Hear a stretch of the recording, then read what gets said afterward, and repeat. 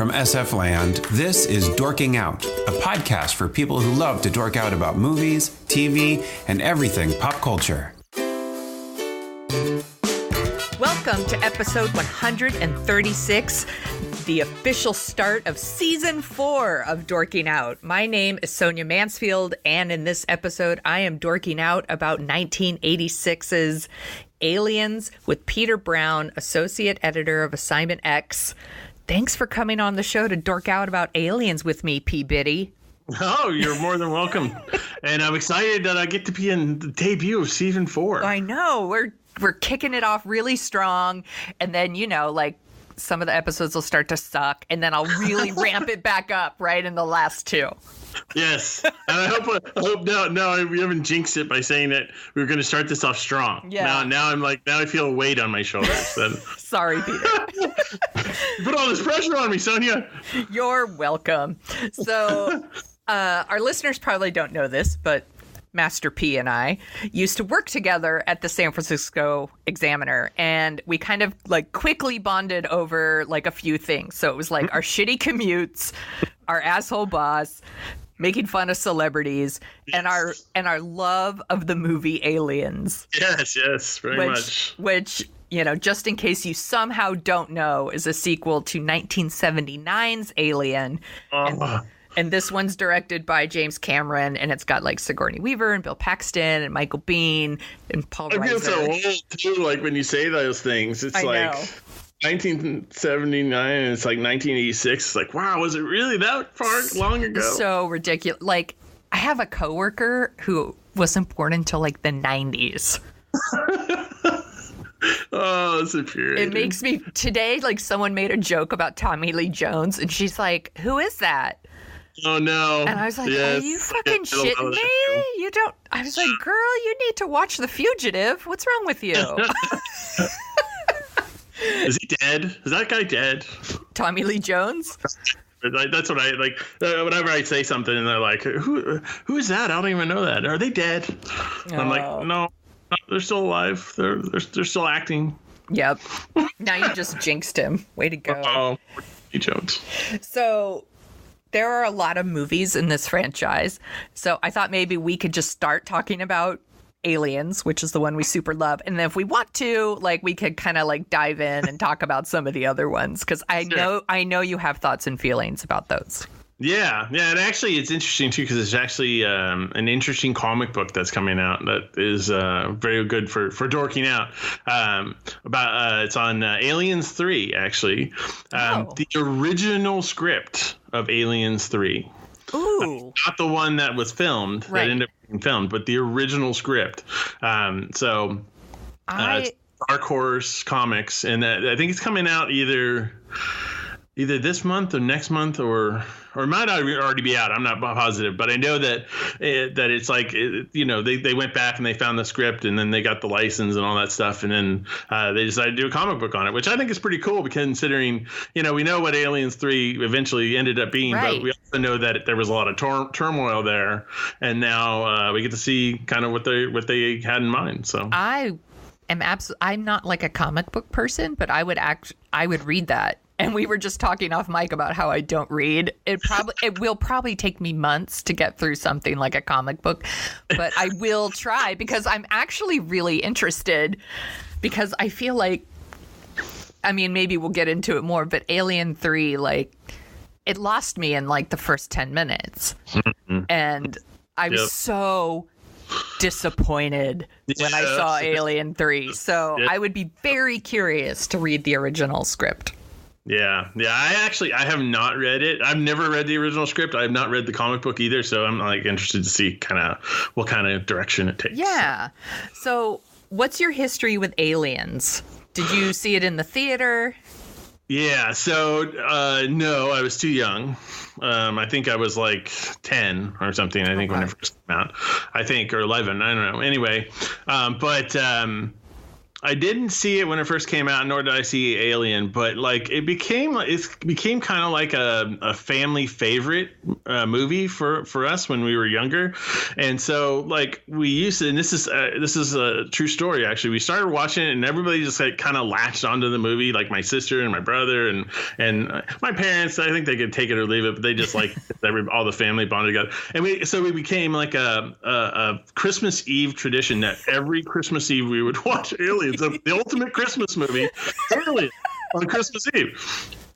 I love that so much. It's a strange tradition, but we loved it because we all would go and we'd say the quotes and we'd be talking through the whole movie and saying everybody's lines and stuff like that. So so it just kind of grew on me, and like eventually I was like, somebody asked me like kind of like years later, like, well, what's your favorite movie? And I was like, I have a lot of a lot of movies I like and stuff. And then I was like, you know what? I think Aliens is my favorite movie. It's the movie I've seen the most by far of any movie. And it's just every time I watch it, I enjoy it. Even today, even I still would watch it and have fun with it. It's such a fun movie. It is easily one of my favorite movies, and I was really excited at the idea of you coming on and we could talk about it, because I wanted to try to watch it without my nostalgia glasses on. I have also seen this movie a million times, but unlike you, I actually saw it in the theater. I think my mother took me to see it. I would have been 15 at the time. I had seen Alien because my parents were terrible at like preventing us from seeing things that we shouldn't be seeing. So I had seen Alien on like Showtime or whatever. And then Aliens came out and it got really good reviews. And I was like, I really want to see Aliens. And Mom was like, okay, cool. So she took me and she really liked it too, actually. And I loved it. And then it played at a second run theater that I could ride my bike to. And it played there for weeks, and I just went there every weekend and watched Aliens and whatever other movie. Over and over again. Yeah, whatever was playing with it. And like, I was just telling this story like last week before I even talked to you about how I went to my high school reunion and there's like no pictures of me in like any activity or at any party. And I was like, unless they took a picture of me watching like Aliens for the 15th time in the theater, there's not going to be a picture of me in this slideshow because I'm such a goober. Under your yearbook photo, it says most likely to be in the theater. Yeah, right? Or it just says they mostly come at night. Mostly. Mostly. I was thinking when we first came up with this, I was like, that's got to be the title, right? That's got to be the title of the episode. They mostly come at night. Mostly. Yeah. But I was trying to think like, why? Why did I keep going back to the movie? It wasn't just because, it was just playing. Like, I really liked it. And there was nobody like Ripley. Like, there was no movie with like a woman who just kicked ass. Yes. Not in 1986. No, not at all. Yeah. No, there's no Buffy or Alias or Laura Croft or any of that stuff. So like, I think she was probably the first female action hero I had ever seen. So I was just amazed by her. And it's interesting too because Alien, when Ripley is first introduced, Alien is more of a horror movie, right? And it's more of like, almost she's like the final girl. Yeah, she's the final girl. The final girl, right? So she doesn't do a lot of ass kicking in that movie at all. She's running through she blows up the ship and then gets to the escape pod and eventually she uses the escape hatch to knock her out of to knock it out of into space. Right. But that's the extent of it. She doesn't do really anything else in terms of like kick-assery in that movie. Right. But like this movie though, definitely she's the female heroine and she delivers like over and over again. She goes and saves Newt. Yeah. Flamethrower and the pulse rifle combo, which is so awesome. Yeah. I love she's just the exoskeleton suit and just like go to toe with the button. She's super strong, but like, unlike what kind of happens in the later movies, like she's not like invincible. She's not a superhero. She's not one of these trained Marines, you know? So like there was like a vulnerability there too. So she was like a human, but a really strong person and a brave person. I just was so in awe of her. I still am, like rewatching it. I was like, she's still awesome. And watching it now, even in like the Me Too era, and like the idea of Ripley like standing before basically all these guys and like one woman explaining like what happened on the ship, and they're like, sure, lady. Sure, that's what happened, you know. Look, and then, man, just tell me where they are. Yeah, and then the like inexperienced white man who like leads the team, and like she's trying to tell him like what's happening, and he's like, you know, ignoring her. Like, there's still stuff that is so relevant. It's, you know, just so awesome. I'm trying to think of like any other like character in that time frame that was, you know, a female, and it's hard. Yeah, it's hard to even think of anything. I mean, at the top of my head, I can't think of it. I would probably have to go on Google or something. Right. But top of my head, I can't really think outside of like obviously horror genre where there's the final girl every time, right? But you know, they don't usually do as much action kind of action scenes as Ripley.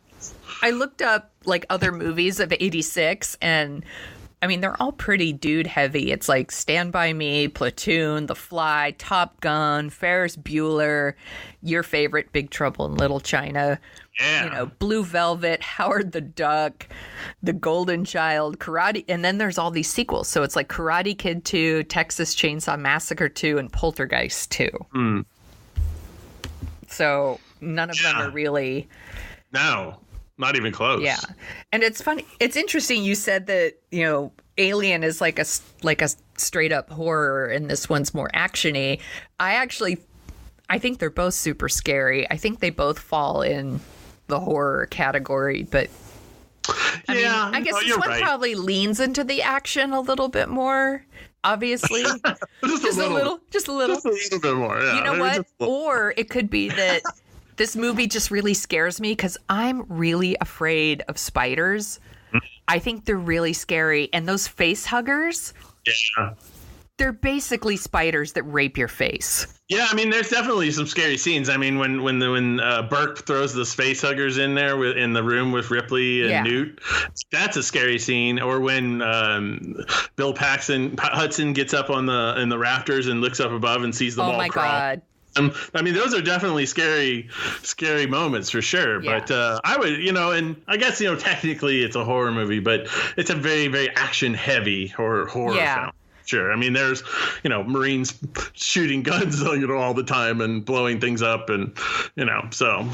There's the tension in the scene you mentioned where like Hicks like gets on the boxes and like looks up into the rafters. Well, first, like, they're like all it is like the sound of that like tracker, like, you know, the beep beep beep, and they're getting closer, and like, God, I remember in the theater being so like just like my shoulders up to my ears, like so tense. Yeah. I love the motion tracker. It's awesome. Yeah. It's a great gimmick that they created for that. Yeah. And it's been reused many, many times in many, many films since then. But I think that was like kind of the first one to kind of have like a motion tracker where you could see everything. And that is a really, really tense scene. I forgot about the build up to that too. Yeah. And they're like, oh, they're inside the room. It's like, how come they're inside the room?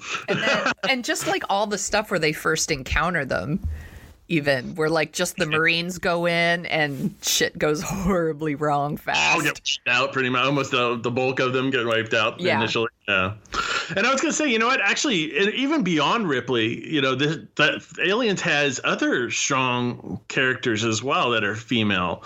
Yeah. Vasquez she's so awesome. Such an awesome character. And actually there's I was reading something about like characters in Hollywood or whatever, and somebody called the Vasquez role, and they actually called it that, which is like the very manly, strong woman who's very tough and all around, and it's very interesting that they have these two. And then there's also the pilot is in there, and she's pretty strong too. Yeah.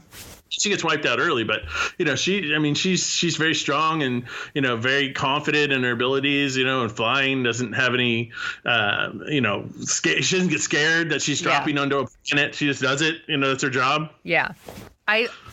One of the things I like about the movie, one of the many things, this is going to be one of those podcasts where I'm like, I love, like I just say it over and over and over, is I think they do a really good job of setting up the different characters and kind of giving them their thing.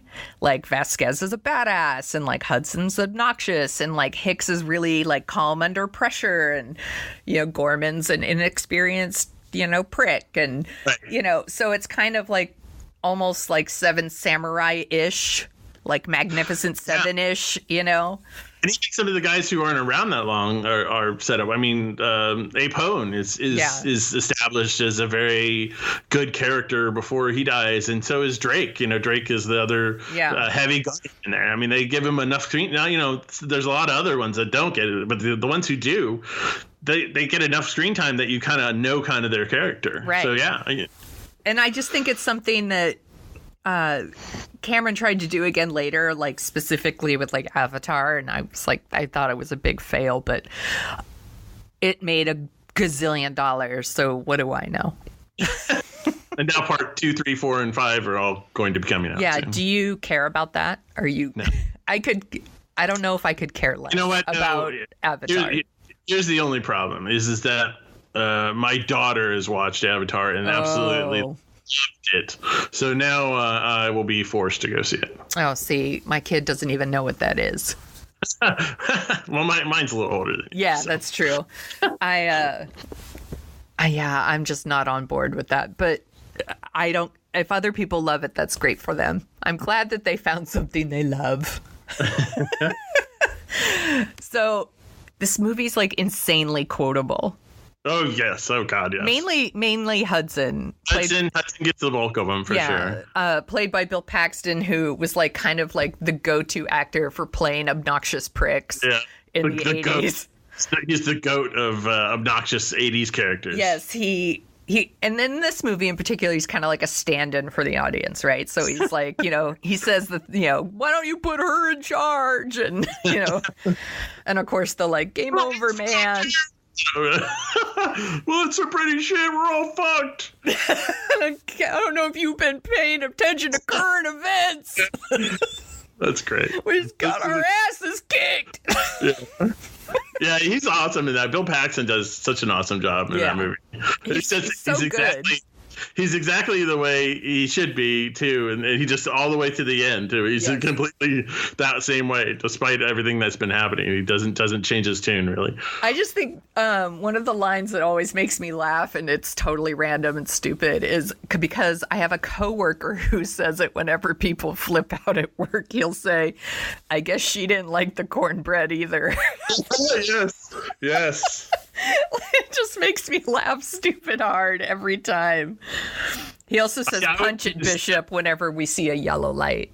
I always use I like to keep this handy for close encounters. I always do that, like if I pick up a hammer or something, and I'm just randomly, I'll just think of that quote or something, just because I love it. He's like you said, he's so cool. He just, all right, I'm not going to use the pulse rifle. All right, I got this shotgun. I'm good.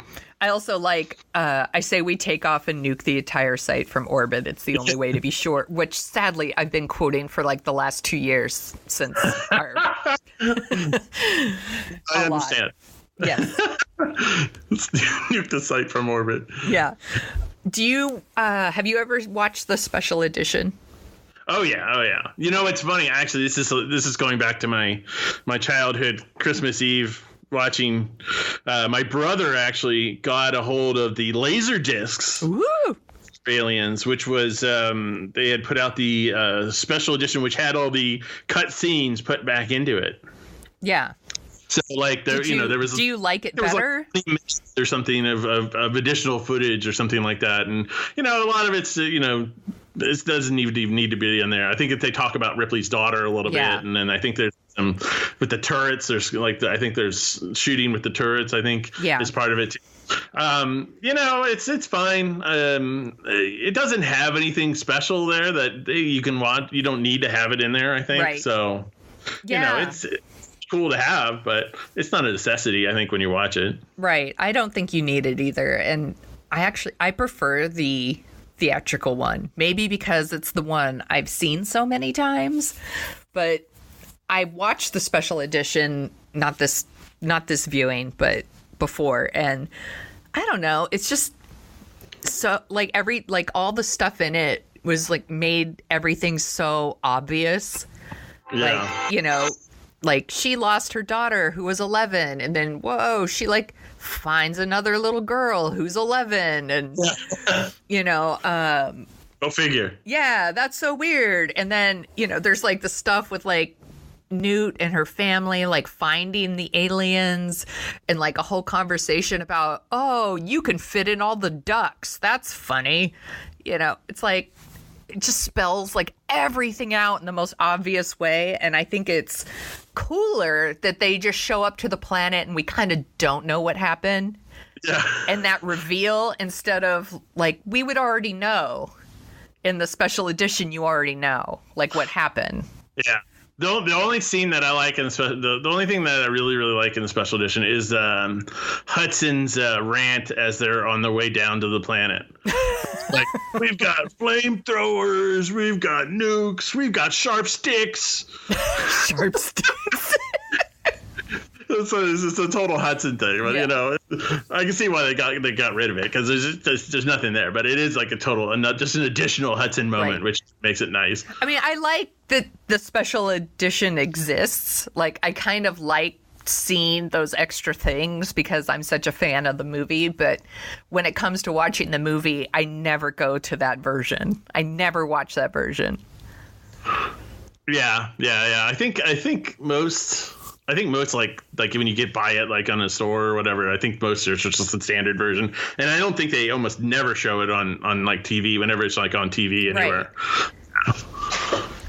Yeah, for whatever reason. I have no never on there. Yeah. So let me ask you something. This is super random. Huh? Would you go back to that planet if you were Ripley? No. No. Definitely not.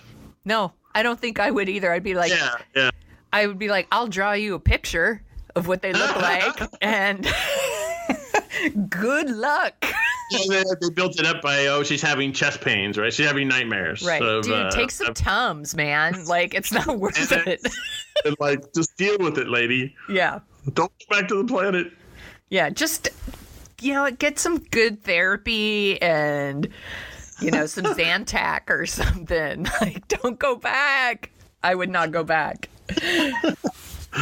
So one of the other things I noticed when I was rewatching it was there's the scene where the Marines go in, where they first go in, and Gorman tells them that they can't use their guns because they're under this reactor. And they're like, what an asshole. And, they're going to use their guns anyway, basically. Why? Vasquez decided to use their guns anyway. Yeah. I'm like, why doesn't he just say, hey, you're under a reactor. You're going to kill us all if you use them. But he doesn't. He's just like, you're just going to have to do it. I know. That is one of the things that really does kind of make no sense about that. Right. Just take 5 seconds to explain yourself. Yeah, but if I'm going to accept that there's a planet with all these aliens and they have acid for blood, I guess I gotta let some shit fly. I gotta let it slide. Yeah, exactly. But it is kind of stupid that you would just say that and they'd be like, well, can you tell me why I have to not use my guns? Yeah. That's the natural reaction. Can you tell me why, or am I just supposed to follow your orders as we go down I mean, I guess it's like it's a military thing, right? Like you just follow orders, I guess. Yeah, I guess. But I would think someone, if you're going to a place where you think there's going to be hostiles, right? You probably want to know why you can't use your weapons. But yeah. Well, it's also like, obviously the whole movie is the beginning is that they didn't know, they weren't expecting what was going to happen, right? They were overconfident, they were cocky. They thought, as when Ripley's trying to explain it to them, they're just like, whatever, Yeah. And so and then they all die. So that's what they get. That's what they get for not listening. That's right. What do you think about the hint of romance between Hicks and Ripley in this really crazy situation? Or do you think it's not a romance at all? Do you think it's he's like, oh, she's fucking badass? Yeah, no, I think they tried to I don't think it was overly supposed to be romantic or anything like that, but I think they did try to kind of work in that he's got a soft spot for her, whether that's a romance thing or if that's just the way he is because she's a civilian or whatever, right. Yeah. Because I think he does realize. I think he does realize after a while though that she has that kickassery to her, and she won't take anything from anybody, right. So she's willing to teach her and how to use the pulse rifle, right. which he does, right? So it wasn't very long after the aliens attacked them that he realizes that she's been right all along. Yeah. And he respects her opinion, and some people are really turned off by some of their moments. They take it as oh, they're just trying to jam some love story in there. And I was like, well, I don't even think it's that. I think it's more there's a mutual respect going on there. He remains calm under pressure, and I don't know. I never really thought of it as oh, they're trying to hook up or anything like that. I never really thought like that. I just thought that, like you said, that there was they were thrown into the situation. He realizes that she can be useful, so he takes advantage of it. Yeah, I don't think he's using this as a dating opportunity. That's right. Yeah, he's if it comes to that, I'll do us both. So romantic. Yeah. Oh, you'll kill me. Thank you. What do you think about Ripley going back for Newt? I mean, I think it's foolish. It worked. It turned out to be in her favor, obviously, but did we think it wasn't going to? Obviously, we all kind of realized that when she went back, that she was gonna probably save her. When we first saw it. So, but I mean, I think he kind of had to do that, and I think Cameron wanted to do that too because it kind of took Ripley to the next level. Yeah, for sure. Been doing kind of fighting and battling the face huggers and battling some of the aliens and all that, but this kind of was the thing that brought her to that next level heroine kind of thing. Yeah, well, and we needed to see who was laying the eggs. Yes, sure. And that's definitely a part of the canon. Was we never knew what was doing that. So I just always thought it was messed up that she told the Marines you can't go back for your friends, they're being cocooned like the others, and then the minute her person is taken, she's fuck that, goes back for her anyway.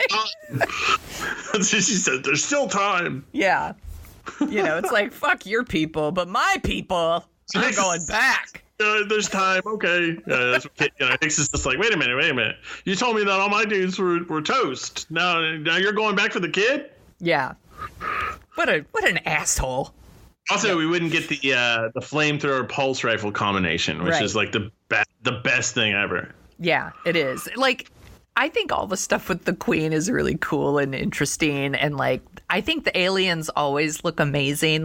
They look amazing in the first one, they look amazing in the second one. We can talk about the other ones, but I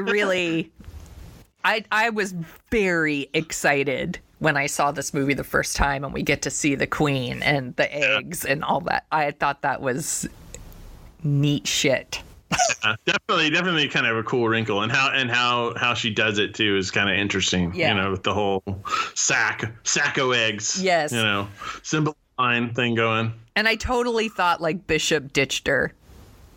Oh, everybody did. Yeah, everybody. Oh, it's another bad android or whatever. But yeah. But no, we'll get another bad android in the prequels too. Probably yet another bad android. Yeah. So like he's still alive. The one's still alive. What do we've already had 2 movies with him, so we're getting a third. I don't know if you want to go there or not, but we definitely can. I just wanted to say that they recently made a Halloween movie where they disregard all of the other sequels, and I was thinking I would be down if they wanted to make more Alien movies and just disregard all the sequels and prequels. Well, speaking of that, did you hear the whole news about Neil Blomkamp and his what he was going to do for a little bit?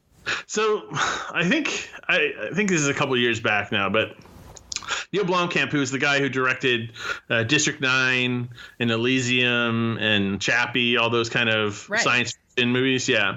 So he put out on its Twitter just randomly that this artist conception of aliens, some of his what he would do in an alien movie, basically. And so an older Ripley and older Hicks and older Newt and all these and he kind of explained on Twitter that he wanted to do a movie that disregarded all the other sequels. And I'm into it. I would see that. Well, unfortunately, it ends badly. But but he was like, I would pick it up right after the Aliens movie. Some time has passed, obviously, but now you get to see all these people what they've done afterwards, and then obviously the aliens come back. And I think Fox even gave him the green light to start working on it, but then Ridley Scott said he was going to come out with Alien Covenant, and so Fox put the hold on it. And eventually then Covenant came out, and Covenant didn't do that great, and so Fox said, we're not going to do it. That sucks. I would much rather see that movie than Covenant, than Prometheus or Covenant. Yeah. So anyway, so it generated a lot of buzz for a long time. This guy who's this visionary director, and some of his movies are just okay. I'll admit that, but some of them are really good. I like District 9. He's gonna do Aliens movie. Oh my God, let's all rejoice. The franchise is going to come back. It's going to be what it was or whatever. And then everybody got their hopes destroyed. Oh, it's disappointing. Yeah. What do you think about this franchise? You know what? I really always it's gone through so many upheavals and the ringer that it's really hard to kind of say, I would love to have another Aliens movie, because I just don't ever know what I'm going to get. I would love to have the right Alien kind of movie. Right.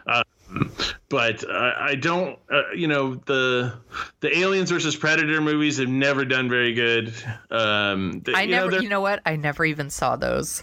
Mildly entertaining, but they're not really good movies. They're not at all. And the Alien 4 is kind of a train wreck. Right. Alien 3, I've actually kind of grown to enjoy over time a little bit more. Once I get past the first 10 minutes, I've grown to enjoy that movie a little bit more, and I kind of understand kind of what the director was going for. Right. And then we have the 2 David movies, which I don't even call them Alien movies. I'll call them David movies. And I don't want another David movie. No, that's what I want to know. Peter, can I help you with your fingering? Yes, go ahead. It's so bad. I'm just rambling about all the things. Sorry. No, they're terrible movies. I dislike them immensely. Yeah. Unfortunately, I really, really wanted to like them too. That's the problem. Yeah, same. There's some good parts to it, and it's actually good until it's becomes the David show. Yeah. And then it becomes not fun anymore. And all the way up until that point, it's actually not a bad movie. And then Covenant is the same way. It's actually a pretty good movie up until David enters the picture. Right. And so it's just terrible that Ridley Scott just wants to shove the bad android down our necks so badly. I guess I don't want to know the reason why the aliens exist, or I don't really care. I just want alien movies. Yeah. I don't need all of that like history, and I just don't want it. I don't need it. And I keep going to those movies when they come out because I'm like, I'll probably really like this one. This one will be good. Like, it's not even like, oh, I have, I'm a total sucker. I go every time and see them because I'm like, this time will be different. And it's not. I hate them. Yeah. Yeah, so that's why I say I would like the right Aliens movie, and I just don't know if I'll ever get it. So I don't even know if I want another one, just because it's like piling on top of, bad movie on top of bad movie on top of bad movie, and so it just dilutes everything else that's come before it, which are two good movies and maybe a third that's mediocre. So I'm gonna revisit the third one now that I've watched the second one again. I have the box set here, so. It's good to kind of think of it like as kind of like the ending of the trilogy, is kind of what I think he was going for in terms of just, he spoiler alert, kills off Newt and Hicks and Bishop all in the very first scene. Right. But after that, it's kind of like it's Ripley's swan song, right? So. Yeah. Oh, I just remember seeing that movie in the theater with Smith and our friend Aaron, and I was livid in the theater, like that it just shits all over aliens in the first 5 minutes. I was so angry that I just couldn't get over it. I couldn't get past it. I'll be honest with you. I sat in the theater too, and I remember seeing Alien 3 in the theater, and I remember being super pissed and and questioning, like, this is like not right? This is not real. It's like a dream or something, right? She's gonna wake up and they're gonna be all right. It's like we didn't just go through a whole movie of saving these people just to have them killed off in the first 5 minutes. Yeah. Like, no, you don't do that. You don't do that in the franchise. No. I was so mad because, like I said, I saw Aliens so many times that it I was like attached to these characters, and then they're like, meh. Just gonna blow them up. Yeah, it's fine. I'm crash onto a planet. They'll all die. We don't need them. So who do you think would win in a fight? Alien or Godzilla? Oh, Godzilla. Yeah. Just one alien versus Godzilla? All right, maybe there's two. Godzilla. By far, no, it's not even a contest. Godzilla would destroy them, easy. Do you think who would win in a fight, Godzilla or Iron Man? Well, that's a tougher one. That's a tougher one because he did okay against Thanos for a while. That's true. I still probably would give Godzilla the nod. I'd still say Godzilla probably. And do you think Godzilla could take James Cameron? Depends on if ego's a power or not. I assume it is. He might be able to take him down. I don't know. Might be able to take down Godzilla. So, is Aliens your favorite James Cameron? Oh yeah. By far. Yeah. I super love this one too. I think it's definitely my favorite. Titanic's up there. Yeah. You love Titanic? Your heart will go on, Peter? I'm kidding. No, it's not. King of the world? You're king of the world? But yeah, this is by far my favorite Cameron film. T2's pretty good though. Yeah. T2 is good. I really love The Abyss. The Abyss is good too. Yeah, it's a little bloated, but it's good. It's another one too where I have mixed feelings about the director's cut and things like that, but I don't know. There's something about The Abyss. I super love it. When I see it's on, I was like, oh, shit, The Abyss is on. And then I have to watch it. Well, Cameron did the original Terminator, too. Yeah. It's a really good movie. The original. He's made some really good movies. I mean, he did, Terminator, Terminator 2, True Lies. Which isn't bad. Titanic. Your favorite, Avatar. Yes. Actually, I like Avatar better than Titanic, but yes. I would rather watch Titanic. My heart does not go on. I mean, Titanic is so easy to direct, though, right? He just built a whole other ship and sank it, and then just filmed it like a documentary, right? Like Titanic 2. He totally would do that. Oh my gosh! Come up with Titanic Part 2. Come on, Hollywood totally would do that. The Titanicine. Titanic 2, the Titanicine. I mean, God, they rebooted Terminator like 50,000 times. I know. Oh my God. Do you know Titanic? Have you seen all the Terminators? I have not. I think I have. I did. I've seen them all. Yeah, and I was gonna say the latest one. I'm not sure if I saw, but then I remember how bad it was, and now I yes, it. I bailed on that one after Terminator 3. But you're better for it. Yeah. You miss nothing. Yeah, I couldn't. I'm just not into it, I guess. I didn't watch the Sarah Connor Chronicles either, that people super love, though. That was okay. Did you watch that? Yeah, I think I watched the first season or two, I think. Yeah, I know I watched the first season. I might have made a bail. Come on, you probably watched the whole thing. You're kind of a completist. Yeah, you know what? Unfortunately, I am. That's what I was about to say. I was about to say I'm one of these suckers that will just go see these movies, like even though I know they're going to be terrible. I know I'm going to hate myself for going and seeing it, but like I still go. And yeah. Like if there's another Aliens versus Predator movie, I'll go see it. I'll say I'm not going to go see that piece of trash. I'm not going to go see it. It's just going to be another movie. I will go see it. I'm just lying to myself. I will go see it. I can't believe I haven't seen them, actually. Because they do seem like they're right up my alley. I think the second one's better than the first, if I remember right. I think the first one's like in some ancient underground pyramid or something. Okay. And then the second one's like in a small town. So I think the second one's better, I think. But either way, they're both not good. Right, they're both shitty. So who would win in a fight, Alien or Jim Cotta? Oh, Alien. Probably Alien, no doubt. But Jim Cotta. Yeah, Jim Cotta. He knows the power of Jim Cotta. I mean, he can fight off a whole village of insane people. But like they don't have like claws and tails and stuff like that. So, and there's probably no seahorse there that he can easily use. It just happens to be in the middle of the town. Okay. Next time you come on, we have to talk about Jim Cotta. The best scene. It's where he gets put into a town full of crazies who all bring like their pitchforks and stuff. And like he gets chased into the middle of the center square.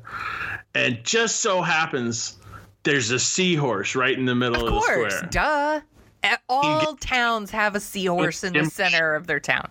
That's right. And he gets on it and he's just Jim Cotting. He's just like kicking him and he's doing his gymnastics on it and he kicks him. And then, yeah, pretty soon he just it's amazing.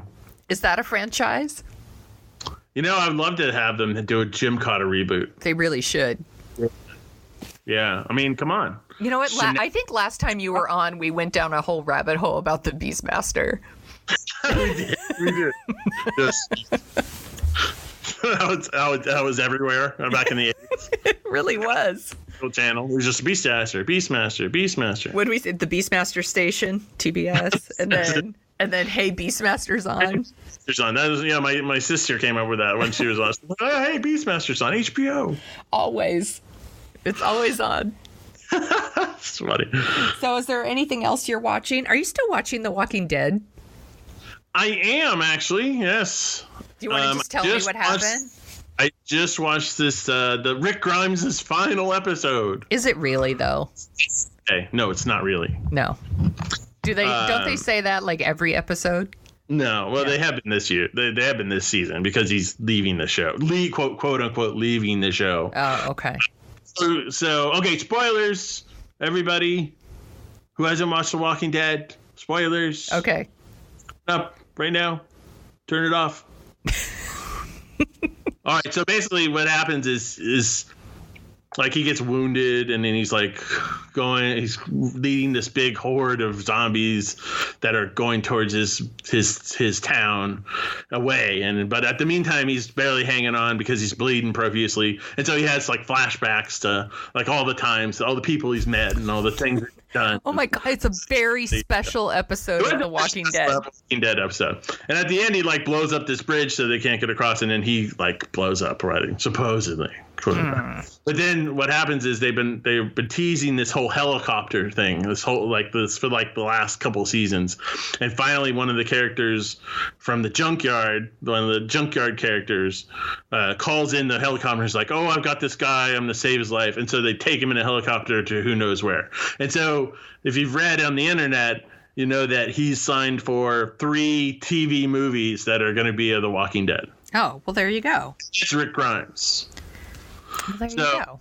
Rick Grimes' final episode, quote unquote, not particularly, not really. Final episode? Question mark. Yeah, exactly. Yeah, pass. So, is there anything else you're dorking out about? I don't think so. Waiting for season 4 of The Expanse to come out on Amazon. Oh, gosh, you love The Expanse. I love that show.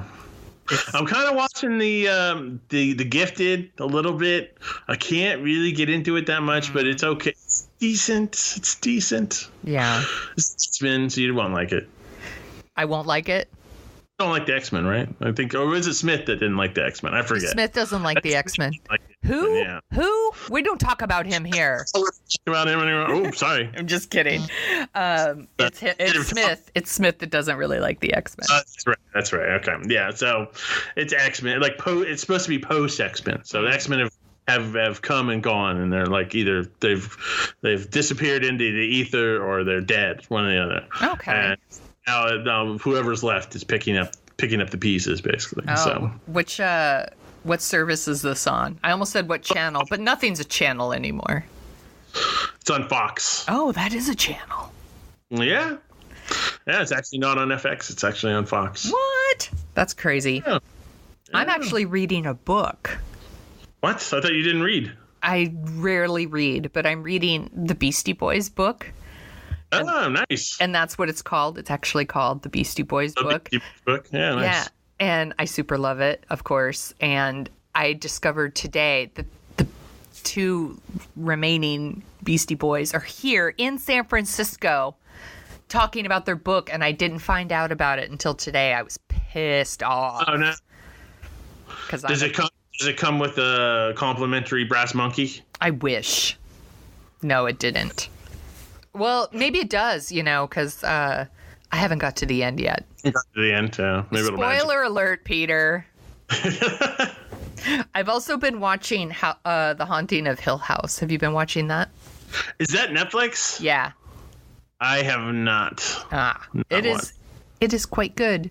Good enough that even David's watching it, and David bails on everything, unless it's like the Great British Baking Show. He bails. Great British Baking Show. I love the Great British Baking Show. They have new episodes this week. I'm so excited. It's on my list to watch. I still gotta muscle through the 2nd season of Iron Fist. I'm still muscling through that. Oh, see, no, I bailed on all of that too. But I still got to muscle through that, and then there's some other things that I got to muscle through. I'm also watching a whole bunch of stuff on Filmstruck because Filmstruck is going away, and that really bums me out. But we have this like really long watch list, so David and I are trying to get through all these episodes before we lose our Filmstruck. It's really sad. Are you a Doctor Who fan? No. I have never watched Doctor Who, but I've actually been thinking about watching some of the new ones. Yeah. Have you been watching? Have been, yeah. Do you like it? Will I like it? I'm not sure. Okay. I'm not sure. It has nothing to do with the Doctor per se. Right. Who's obviously a woman. Right. A very controversial move for some, not for me. Yeah, ladies can't be a doctor. Ladies can't who? The episodes have been okay. They haven't been great, and they haven't been good. They've been okay. They've been mildly entertaining so far. She always seems like she's out of breath, which kind of bothers me a little bit. That's one thing. So me and my daughter watch it. My daughter loves the show. Loved prior to her taking over, Jodie Whittaker taking over. Loved Peter Capaldi, actually. She got into it in Capaldi, who was the previous guy, who was the older guy, right? Right. And so she got into it, and so that was her first Doctor. Everyone remembers her first Doctor. That's what I always say. Everybody remembers their first Doctor.